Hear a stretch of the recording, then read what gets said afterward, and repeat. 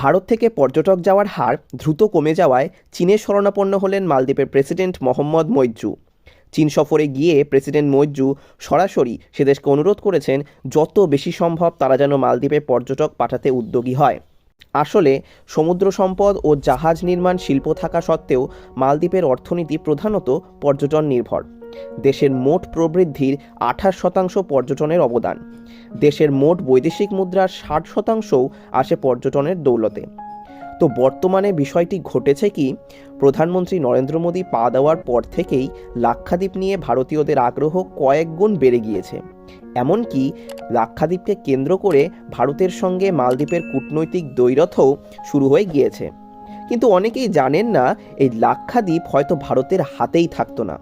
হ্যাঁ, 36টি দ্বীপ নিয়ে তৈরি এই দ্বীপপুঞ্জের আয়তন মাত্র 33 বর্গ কিলোমিটার, কিন্তু প্রাকৃতিক সৌন্দর্য এবং এর কৌশলগত অবস্থানের কারণে লাক্ষাদ্বীপ ভারতের এক অন্যতম সম্পদ। গত সপ্তাহে আরব সাগরে অবস্থিত এই ভারতীয় দ্বীপপুঞ্জে গিয়ে সেখানকার পর্যটনকে উৎসাহ দিয়েছেন প্রধানমন্ত্রী নরেন্দ্র মোদী, আর তারপর থেকেই চর্চায় রয়েছে এই দ্বীপপুঞ্জ। ভারত এবং মালদ্বীপের মধ্যে কূটনৈতিক উত্তেজনার পরিবেশও তৈরি হয়েছে। আসলে মালদ্বীপের বর্তমান শাসক দল চীনপন্থী এবং ভারত বিরোধী হিসেবে পরিচিত। তাদের দিক থেকে ভারত এবং প্রধানমন্ত্রী নরেন্দ্র মোদীকে আক্রমণ করা হয়েছে, যার জেরে ভারত জুড়ে এখন মালদ্বীপকে বয়কট করে লাক্ষাদ্বীপে ভ্রমণের ধুম পড়ে গিয়েছে। ইতিমধ্যেই ভারত থেকে সে দেশের 14,000-এরও বেশি হোটেল বুকিং বাতিল হয়েছে। বাতিল করে দেওয়া হচ্ছে বিমানের বুকিংও। মালদ্বীপের হোটেল ভাড়া 20% কমে গেছে। মালদ্বীপের পর্যটন সংস্থাগুলো প্রমাদ গুনতে শুরু করেছে। মন্ত্রীদের মন্তব্যের জন্য সে দেশের পর্যটন সংস্থাগুলোর সংগঠন নিঃশর্ত ক্ষমা চেয়ে ও দুঃখ প্রকাশ করে বিবৃতি দিয়েছে। তাদের আর্জি, ব্যক্তিবিশেষের অপরাধের জন্য দেশকে যেন শাস্তি পেতে না হয়। মালদ্বীপের সমকক্ষ বলে দাবি করা হচ্ছে লাক্ষাদ্বীপকে। যারা লাক্ষাদ্বীপ বেড়াতে যাওয়ার প্ল্যান করে ফেলেছেন তাদের অনেকেই হয়তো জীবনে প্রথম শুনলেন ভারতের এই দ্বীপের কথা।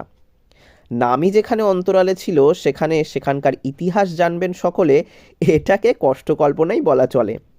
আসুন সে বিষয়ে জেনে নিই। ব্রিটিশ শাসন থেকে ভারত একবারেই পুরো স্বাধীনতা পেয়ে যায়নি।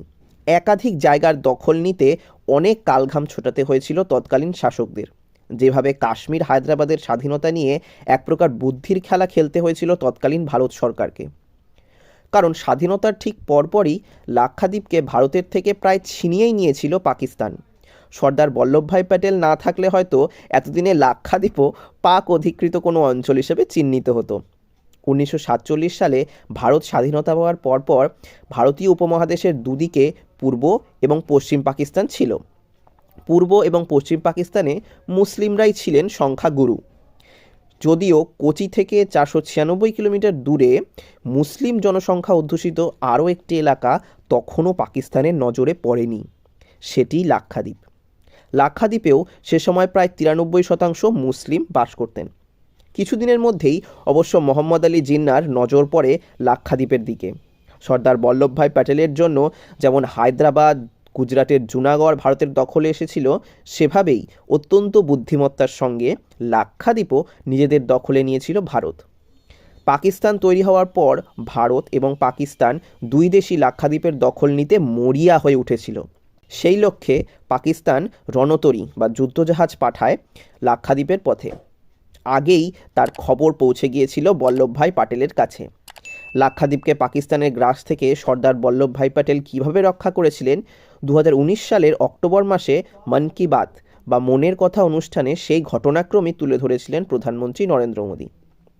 প্রধানমন্ত্রী বলেন, 1947 সালে দেশভাগের পরপরই আমাদের প্রতিবেশীর নজর পড়ে লাক্ষাদ্বীপের উপর।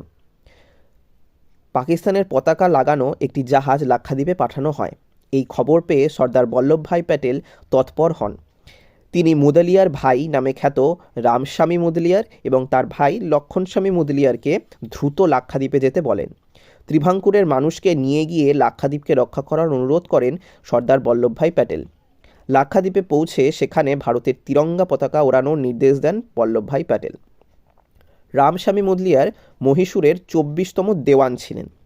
তার ভাই লক্ষণ মুদলিয়ার ছিলেন প্রখ্যাত চিকিৎসক এবং প্রায় 20 বছর মাদ্রাজ বিশ্ববিদ্যালয়ের উপাচার্য পদে ছিলেন তিনি। তারা কুর্নুলের তামিলভাষী একটি পরিবারের সন্তান ছিলেন। সর্দার বল্লভভাই প্যাটেলের নির্দেশ মতোই লাক্ষাদ্বীপে ভারতীয় পতাকা উড়িয়েছিলেন মুদালিয়ার ব্রাদার্স। যেহেতু তামিলনাড়ু থেকে লাক্ষাদ্বীপ কাছে, সেহেতু পাকিস্তান পৌঁছানোর আগেই জাতীয় পতাকা নিয়ে তারা পৌঁছে যান সেখানে এবং সেখানে ভারতের তিরঙ্গা উড়িয়ে জানিয়ে দেন এই দ্বীপটি ভারতের অংশ। সর্দার প্যাটেলের নির্দেশেই লাক্ষাদ্বীপের উন্নয়নে একাধিক কাজ করেছিলেন তারা। পাকিস্তান ভারতের জাতীয় পতাকা দেখে সেখান থেকে ফিরে যায়। ভারত লাক্ষাদ্বীপের দখল নিয়েছে শুনে আর এগোনোর সাহস দেখায়নি পাক বাহিনী। লাক্ষাদ্বীপ অন্তর্ভুক্ত হয় ভারতের মানচিত্রে। প্রধানমন্ত্রী নরেন্দ্র মোদী ওই মন কি বাত অনুষ্ঠানে আরও জানান, লাক্ষাদ্বীপের উন্নয়নের জন্য মুদলিয়ার ভাইদের অনুরোধ করেছিলেন সর্দার বল্লভভাই প্যাটেল। নরেন্দ্র মোদীর কথায়, আজ ভারতের উন্নয়নে উল্লেখযোগ্য ভূমিকা নিচ্ছে লাক্ষাদ্বীপ। এটি একটি আকর্ষণীয় পর্যটনস্থল। কূটনৈতিক বুদ্ধি এবং দূরদৃষ্টির জন্য সর্দার প্যাটেলকে বলা হয় লৌহ মানব। ব্রিটিশ শাসনের পরবর্তী সময়ে স্বাধীন ভারতে গঠনে বড় ভূমিকা নিয়েছিলেন তিনি।